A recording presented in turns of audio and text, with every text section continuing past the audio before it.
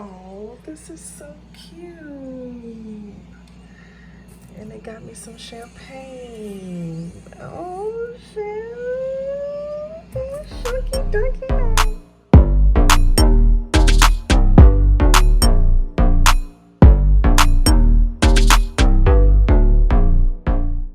So check it. I'm homeless, at least according to the official definition. I don't have a permanent address. I don't have a house. I don't have an apartment lease with my name on it. I don't have a mailbox sitting outside waiting for me to come home every evening to check it. I live out of two suitcases, and depending on the season, I might stay somewhere for a month, 2 weeks, or sometimes even less before packing everything back up and heading somewhere else. And for a lot of people, that sounds stressful. And for some, it probably even sounds sad. There are probably people watching this right now who feel bad. There are probably people watching this wondering when I'm going to finally settle down and get serious about my life.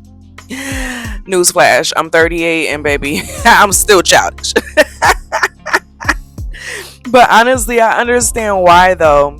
Because for most of us, we've been taught that success looks like having roots down somewhere. We're supposed to buy a house, get a nice car, stay in one place. You build a life there, get married, have children, and you stay there and you pass it down. That's been the definition of legacy.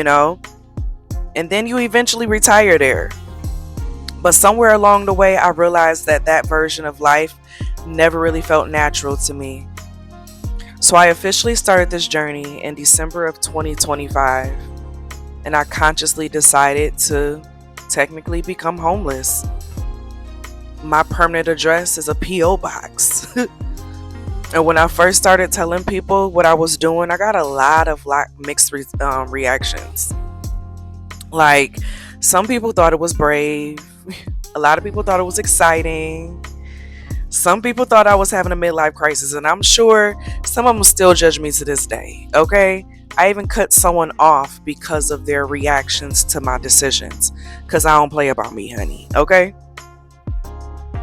Some people genuinely looked at me with concern, and I can see from their point of view. I can see from the way that they view the world and how they view life, because who voluntarily chooses homelessness, right? Who willingly gives up stability or the perceived vision of it? Who decides to live out of two suitcases when you have all the clothes and the shoes and the jewelry and the purses that many people would want? And the answer is actually a lot more people than you would think. There's digital nomads. You have people who travel slowly. You have van lifers, in which I love to watch van lifers on YouTube. You have people who are living on sailboats. People who are backpacking around the world with a backpack. Okay, let alone my two suitcases, honey. They got a backpack. Okay. Then you have people who are working remotely while moving from country to country, like me. There's thousands upon thousands of people choosing versions of this lifestyle every single day. The difference is that most people don't call it homelessness. They call it freedom. I call it freedom. Even though I'm technically homeless when it comes to, professional paperwork and things of that nature. But, that's what I want to talk about today. Because the longer that I've lived in this lifestyle, the more I've started questioning what home actually means. Because growing up, we were told that home was a place, it was a building, it was an address. Up until my grandmother passed away, her home is what I always called home. I never even called my apartments after leaving my hometown home until she passed away. Because home was always somewhere that you returned to at the end of it all. And it's like her death, it shifted a lot of things inside of me. Her house was still there, the furniture is still there, the neighborhood was still there, even as dilapidated as it, it's become. Because baby, It don't look the same as what it did when I was a child. And the energy didn't feel the same. But that's when I started realizing that maybe home was never the building itself. You know, I really feel like now home is a feeling. It's the people that we love and we feel the most connected to. It's the place where we keep all of our memories, both good and bad. And it's a place where we have a deep connection, and that connection can be a lot of different things. I really feel like it's something that's deeper than an address. And so over the years, I've lived in different apartments in different cities. And it's like every time that I've moved, I would tell myself that once I got settled, I'd finally feel at peace at that place. Once I get to the right place, once I got the bigger place, once I decorated it perfectly, we always just felt like there could be something else that we can do to make it better, right? Whether if it was a bigger place, whether if it was a place that looked like the pictures and the magazines and things of that nature, it was always the possibility of something else, something more beautiful, something more connected. But honestly, it's like even as I decorated my last apartment, for example, I didn't really feel fully free. I didn't really feel fully free. And it's like I'll be excited for a little while with my new decorations on my porch or my bedroom or my living room. I still found myself looking at flights, looking at places that I could go, looking at places that I could visit, I'll be looking at maps, at Google Flights, just seeing what was available from my location. I'd be looking at places that I'd never been, dreaming about somewhere else, wanting to move again, wanting to visit, wanting to travel, wanting to experience something different. And for years, I thought something was wrong with me because of that. I thought maybe I just wasn't grateful enough for what I had. Maybe I wasn't satisfied enough because there was always someone who had less than me, right? That's something that we always heard. Oh, be grateful. Somebody always got less than you. And it's just like, but what if I'm not happy with what I got though? Because these things don't bring happiness, And it's not that I was chasing the next thing. Because now I realize that it was definitely something different, I don't think my soul was built for stillness in the way that other people's are. I've always resonated with a butterfly, and a butterfly doesn't stay in one place forever. They migrate and they move around. They follow the seasons and they trust the journey. I don't see butterflies out in the middle of winter time. They be going somewhere else, honey. Okay, they said, I got to get up out of here. But for the most part of my life, I was trying to force myself into a version of adulthood that didn't fit who I actually was. And I was trying to convince myself that staying put was maturity, that wanting to have movement was instability, naive, gullible, childish, and that wanting freedom was being irresponsible. But what if it wasn't? Because what if some people are simply built different? And the reality is that as much as I wanted it to, I couldn't have both. I couldn't maintain my rent, my utilities, my car, my insurance, all the bills, and still travel the world the way that I wanted to travel and experience it. So something had to give. And I chose the freedom.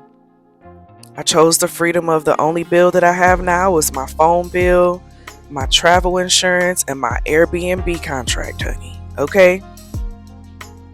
And so in that freedom, I chose to have experiences, to be able to move around, to embrace the uncertainty of life, to be able to experience new cities and countries and neighborhoods and embrace new cultures that I've never seen before. And, while this lifestyle isn't perfect, it's taught me that things that I would have never learned if I stayed where I was at. And it's like one of the biggest lessons has been my relationship with stuff and things. Because when you only have two suitcases, you learn very quickly what actually matters. It's like I don't get unlimited storage. I don't have a garage. I don't have an attic. I don't have closets full of things that I haven't even touched in years, honey, okay? Everything that I have has a purpose, it has a cost. And every time I buy something new, it requires me to make a decision to let go of something that is old. And that has been incredibly revealing for me. Because if I'm honest, I used to hold on to everything. I held on to birthday cards, graduation cards, letters, photos, gifts, journals, random trinkets, old gifts from exes that I ain't seen in years, honey, okay? Shoes and clothes that I could still fit from high school. Baby, I'm almost 40. Why do I still have this? You know, it was things that no longer fit my life, but somehow felt impossible to release. I had cards from my freshman year of college. Like, I just had a lot. It's like entire chapters of my life that was sitting in boxes because I couldn't let them go. And I was holding on to memories, and I thought if I let it go, I was letting go of that memory. But now I realized I was holding on to versions of myself and what they made me feel and think, and I was holding on to proof that certain moments happened. Proof that, certain people was relevant and they once loved me, and that certain experiences were real. But it's like when I started living out of suitcases, I had to make difficult choices and ask myself, do I really need this? Is this really in alignment and represent who I am now in this season? And now, after all that time, I know how to let things go. And I understand that letting go doesn't mean that that experience and having that wasn't meaningful. It's like I now realize that the meaning wasn't inside the object. It's always been inside of me and how I connected to it. And the memory doesn't disappear because I donated a shirt. It doesn't. The love didn't disappear because I threw away a card. And the experience didn't disappear because I got rid of the souvenir. It's like I still had it, but it was inside of me. And that's one of the biggest metaphors for my life. Because this season isn't just about physical shit. It's about everything. My relationships, me following my dreams, witnessing myself in different identities, looking at my expectations of the world, looking at the old stories that I've told myself and that I've believed all this time, the old wounds, whether they're healed or not. And it's like, I no longer want to hold on to things long after they've served their purpose. Because sometimes we keep carrying emotional luggage that should have been unpacked years ago, honey. And sometimes we keep dragging around old versions of ourselves because we're afraid of who we'll become without them. And living this way has forced me to ask a different question. Because what actually really belongs to me? What is essential to my life? And what will remain if everything else disappeared? And the answer keeps bringing me back to me. She loves me more than you'll ever know. Because despite what people think, I haven't lost home. I've actually found it, I've just found it in a different place. I found it in my own spirit. I found it in my own peace and in my ability to sit alone in a country that I've never been to and still feel safe. To be around people who are speaking languages that I don't understand, but allowing myself to become accustomed to the space and to learn. Because I realize that I learn better by being in the environment and around the people in the community than trying to learn that shit on Duolingo or in a class, okay? It's like I trust myself more. And I found a knowing that, like, no matter where I go, I can create a life there. And that's a blessing. And it's very beautiful. Because for so many years, I was looking for home outside of myself. Whether if it was in my relationships, in the houses, the cities, my accomplishments, the titles that I've earned. and my achievements that I've gained. And it's like now I'm realizing that home has been traveling with me this entire time. She loves me more than you'll ever know. And it's like, every time I arrive somewhere new, I bring home with me. So, yes, technically I'm homeless. I don't have a permanent address. I don't have a home waiting for me after my trip. And I don't know exactly where I'll be living a year from now. Hell, I don't know where I'll be a month from now. I literally live day by day. And that shit is scary sometimes. Coming from someone who used to be a super planner, someone with a Virgo moon, okay? I used to know exactly what I would be doing because I would plan it out. But now, I really just move in freedom. Literally. And honestly, that's okay. Because I've stopped measuring my life by how rooted I am to one place. I've started measuring it by how alive I feel with what I'm doing, how free I feel, how connected to the world around me I feel, and to myself, shit, and how present I feel in the moments. And for this season of my life, that has been enough. And maybe one day I'll have another home. Maybe one day I'll settle down. But when I do, get ready to settle down. I'm a player. Y'all know that song by what's